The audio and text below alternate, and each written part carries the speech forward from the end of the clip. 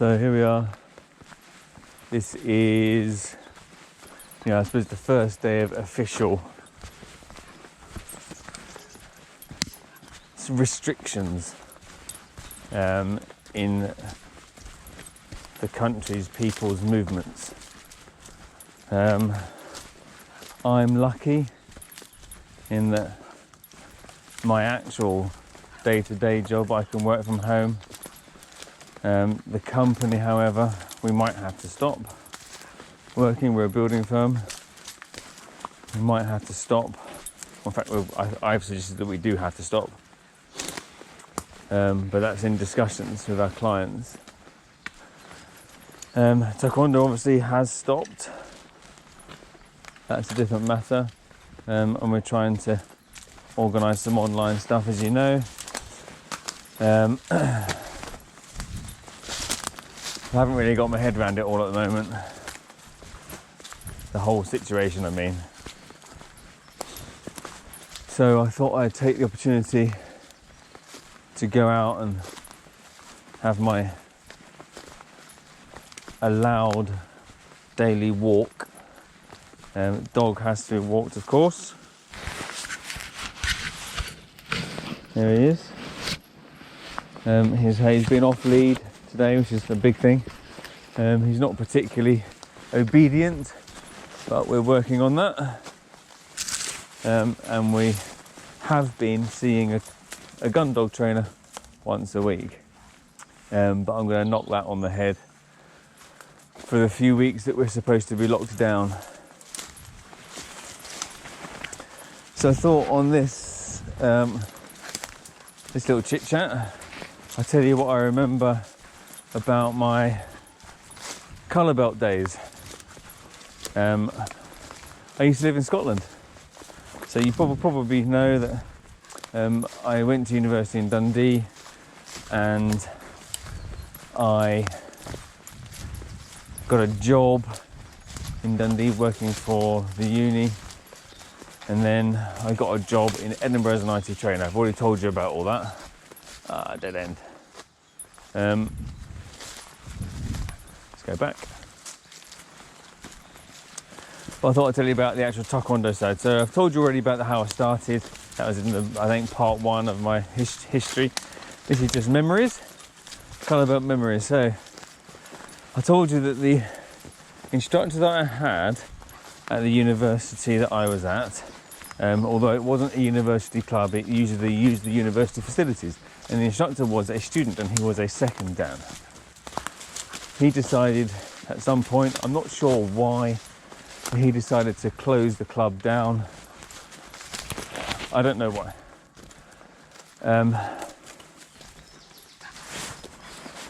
And he'd made arrangements to go to another TaeKwon-Do school with a 4th degree instructor there. That was in Montrose. So Dundee to Montrose, I think, is 40-mile one-way trip. Again, I think I've already said I was lucky enough to have a car, so that all kind of fell into place. But the Dundee instructor told me about the expert level instructor in Montrose, but didn't want other people to know. I didn't agree with that, so I've told the others anyway. Yeah, I suppose I don't really like following rules. I know I'm in a martial art that is very rule based, very hierarchical based, so sometimes you have to just curb my inner self, so use my self-control and to get through certain situations. But yeah, I don't really like following rules. It's just that's wrong, because take this whole lockdown situation. I feel very rule based. I'm like, yeah, just stay at home, go out once a day, that's all you're allowed to do. So I am quite black and white. That's what it is. I like to do things my own way. I don't like to do things in the same way as other people. Right, that's what it is. As we get out, let's try over here. Same way as other people. Right, anyway, back to it. So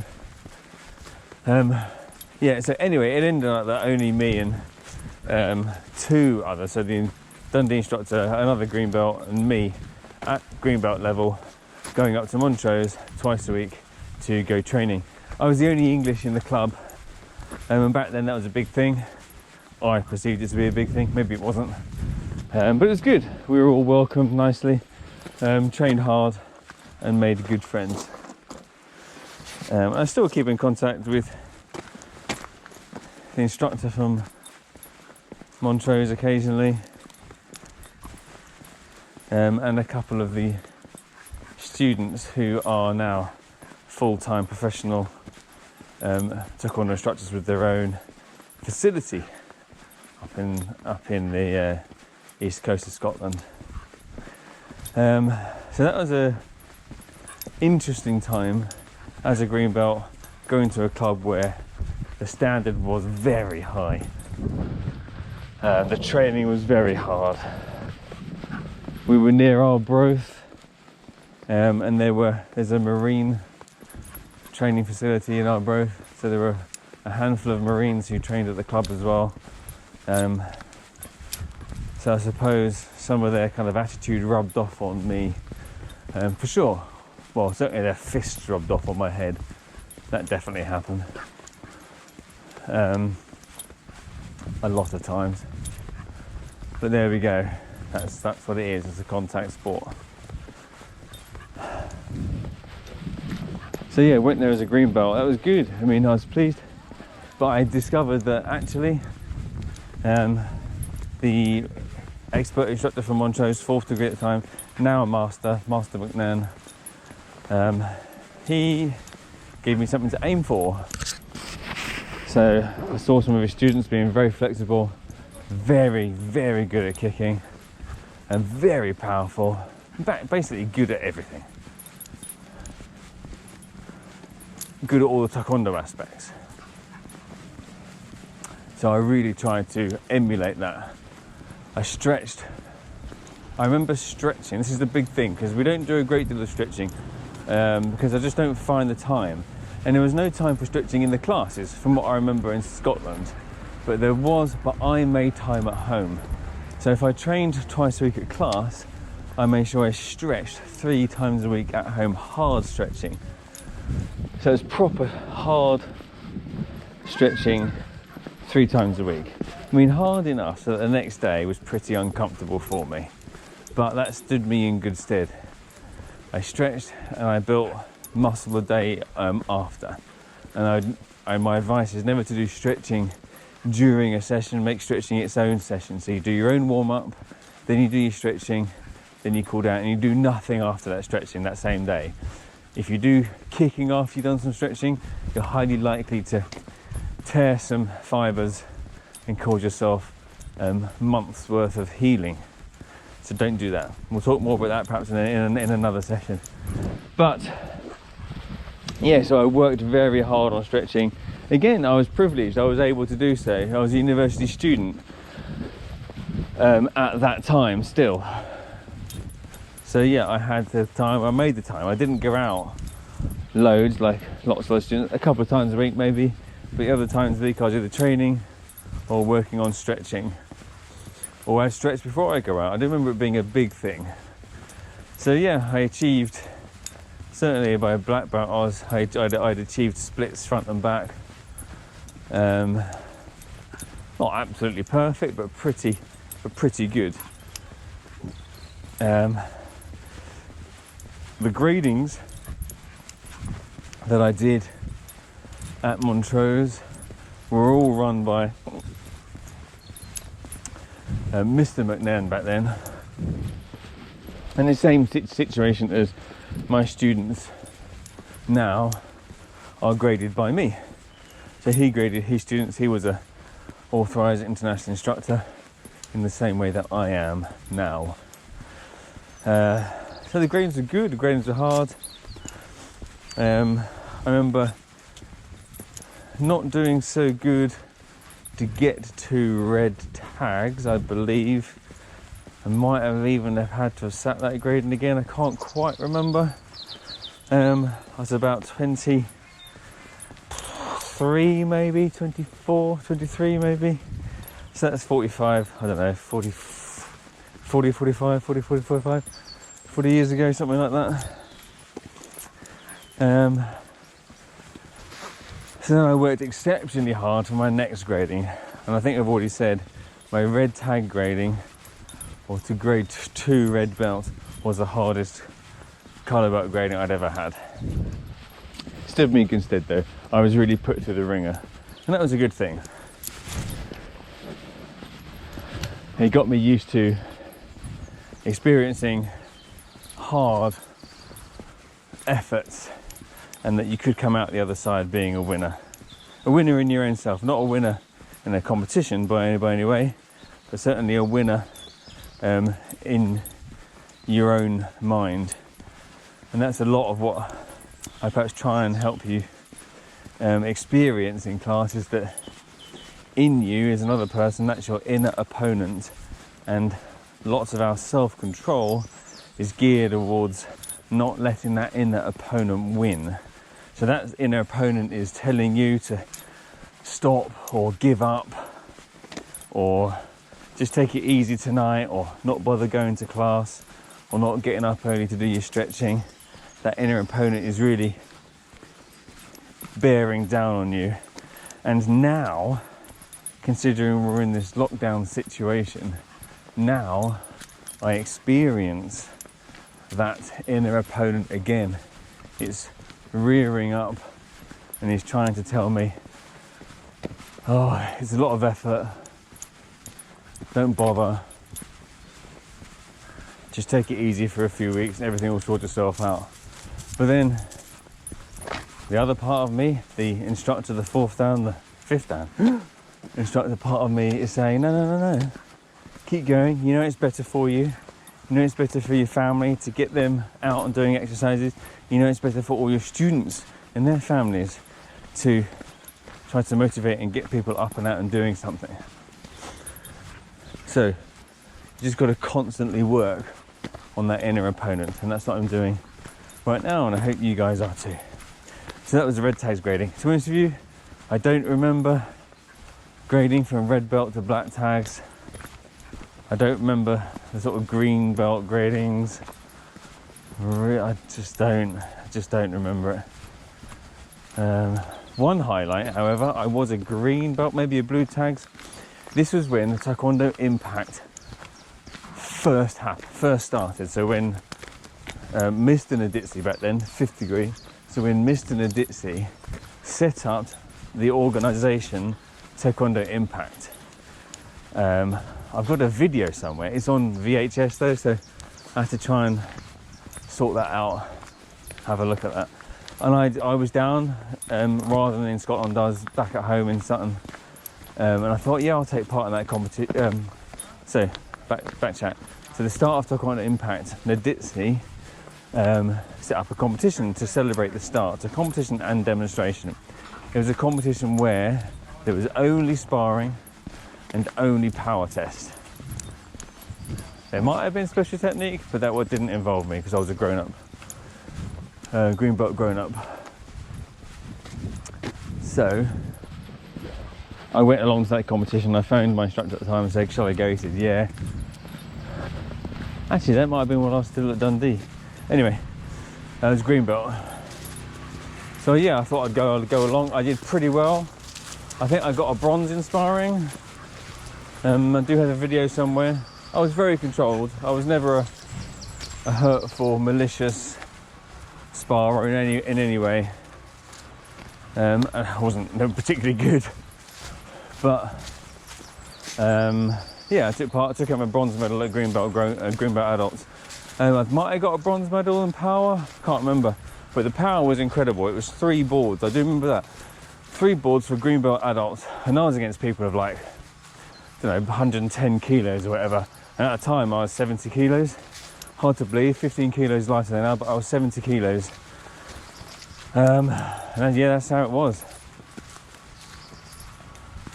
And I did a good side kick, traditional style side kick, and I didn't break the boards, but I cracked all 3 of them. So I remember the technique, and I've seen it on video a few times, well, from back then, and I remember doing a pretty good technique. But everything I'm telling you, students, about fully extending your hips, twisting your, or pivoting your supporting leg, all of that, if I'd have just implemented that a little bit more, I certainly would have broken all 3 of those boards, and that would have put me certainly right up there with the gold medal person, because no one broke more than 3. Sparring was good, and then there's team sparring too. And once all this is over, we might try and set up a team sparring competition, because that's a lot of fun. I'll explain that in another video, what team sparring is. But that's when Taekwondo Impact started. I remember watching a demonstration of the black belts. Mr. Dennis was there as a 3rd Dan, I think, doing some breaking of breeze blocks and some one-step sparring with Mr. Naditsi at the time. That was good. I thought, yeah, I want to be like that. And Naditsi did Jitche pattern in front of everyone. I thought, that's wicked. That's got split kick, high kicks, jumping reverse turning kicks. I thought, I want to be like that. So that inspired me even more. Anyway, that was green belt. I don't even know how we got onto that digression. But there we go.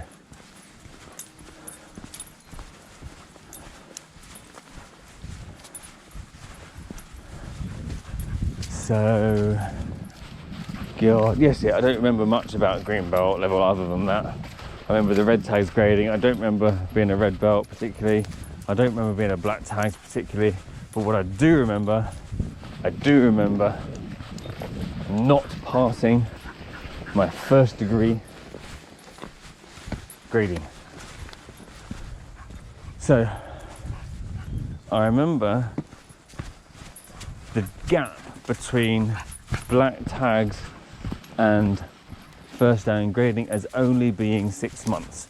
And after I had failed, my instructor at the time said that I probably shouldn't have gone in for it. And looking back, I definitely wasn't as good as I could have been. I did not give things 100% of my effort. I didn't give my training as serious as I possibly could have. I didn't take my training as serious as I possibly could have. So the grading, I thought I was amazing.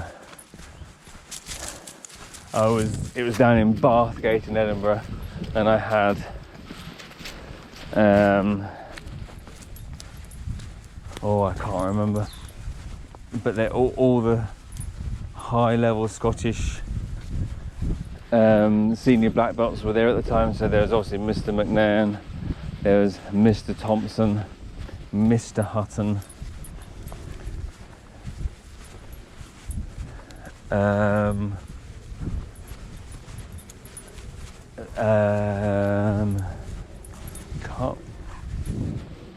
can't remember. Some others that I never met maybe, other than, and of course there was the late Miss Sutherland as the official grading examiner that day. Yeah, I thought I'd done a great job. I was very nervous. I had to travel from Dundee to Edinburgh for that. Bathgate in Edinburgh. And obviously I wasn't fully prepared for it, but I thought I'd given it my best shot. But anyway, long shot. Probably, maybe if I'd have done power and broken power, I could have passed. But actually, looking at the power, looking back, I do remember giving it what I thought was just enough. But I didn't break with punch, and I didn't break with flying turning kick. So that goes without saying, you know, you fail power, you fail the grading. But that certainly wasn't the only reason. Anyway, my instructor took 4 weeks to tell me that I hadn't passed. I mean, I know how hard it is now as an instructor to tell someone that hadn't passed. I had to tell Andy last year, and that was a hard phone call. So it is super hard. So I do appreciate him doing that. I remember crying. I was 25. I remember crying. He told me on the phone, but I then went to the class, and I remember crying in the class. I mean, 25-year-old man, what was I doing crying? But okay, I admit I'd just been punched on the nose in sparring, so my eyes were watering anyway, but I was gutted. So he then said to me, you know, go away, 6 months, work very hard, and come back and do it again. Don't you dare let this beat you. So that's exactly what I did. I did not let this activity beat me. I was not going to walk away from it, having not achieved my goal. My goal at that time was first dan. So I went away. I trained 6 days out of 7. I had a couple of friends. I've already told you about them, Chris and Alpha. They helped me through. I had another friend called Alex who I trained with every day. Again, I was privileged position because I was, at that time, I was a lecturer at Dundee Abertay University. So I was at Dundee University and then I transferred to get a job at Abertay. That's what I did there. So yeah, 6 days a week. I trained 1 hour a day in the mornings, then I stretched in the afternoons and did theory. So I did that for 6 months. And I went to classes 3 times a week. So I trained every day, twice a day, proper training and then stretching. And I went to classes 3 times a week and I had a day off. So I was pretty regimental with the process. But I said to myself, that's what it took. Everything else went on hold. That's what it took for me to get to where I needed to be. And the standard was high, so I had to achieve that. Went back 6 months later, and yeah, without being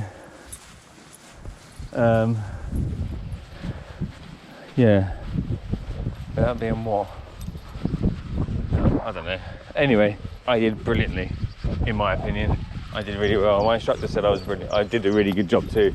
And I was the only person to break everything in my power test. Reverse knife hand to a blackboard. Flying turning kick to a what they call an air brake. So you hold one person's holding a board with their fingertips above your head height. So I remember doing a flying turning kick to that. And then the best thing, and I will remember this for absolutely forever, and that is that they did the same air brake thing, but I had to do flying reverse turning kick. And I remember gearing myself up, saying to myself, this is it. This is the time where I have to perform. And I remember, and I've never done a kick like that ever since. I don't think I ever will. And that was the best kick I've ever done in my life. Brilliant jumping, flying reverse turning kick to the board, and the top half of the board was still in the person's hand, and the bottom half of the board. Oh, what's going on here?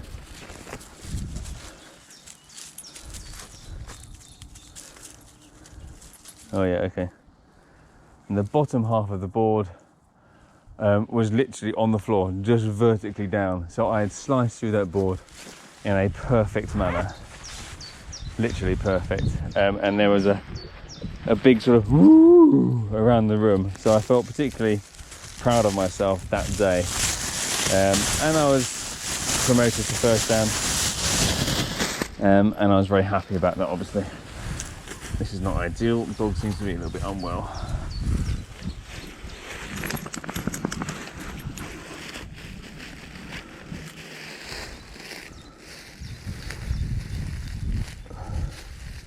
Awesome. Yeah, get a dog, they said. Absolutely amazing. Oh dear. So yeah, he's not 100%. Maybe I'll cut that bit. Yeah. Anyway. Oh dear. This is everyone on their one walk a day by the looks of it. Okay.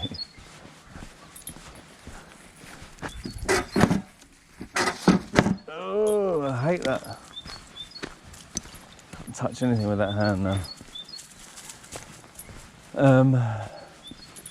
So there we have it. That was my most memorable moment of getting to black belt. I passed. I was extremely happy. And we'll carry on from there when we get the time to do another one. So keep an eye out for the live sessions.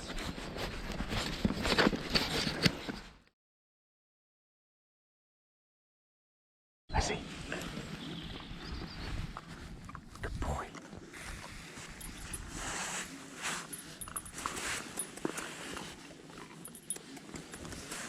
I see. What you got? What you got? What you got? What is that? Come here.